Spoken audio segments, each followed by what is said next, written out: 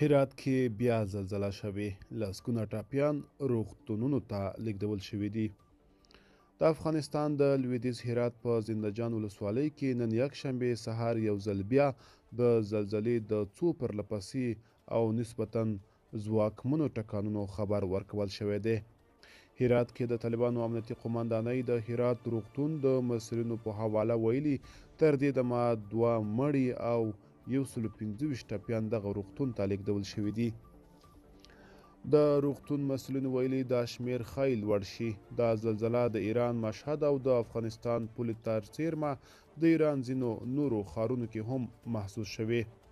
د امریکا د ځمکپېژندنې سروې یا د زلزلو جاجولو ادارې یو SGS ویلي لومړی زلزله چې په ځایي وخت سهار شاوخوا 8 بجې شوې د ریختر په کچه 4.4 درجې وه او مرکز یې د ځمکې د تل په څه باندې 6 کیلومترۍ کې ښودل شوې ده.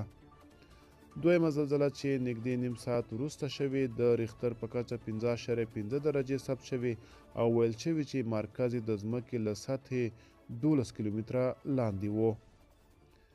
د بیپلو ډاکټرانو ټولنې هم د وروستۍ زلزلې له امله د 2 کسانو مړینه او له 100 زیاتو کسانو ټپیان کېدل تایید کړي او وایي ټپیان روغتون کې تر درملنې لاندې دي.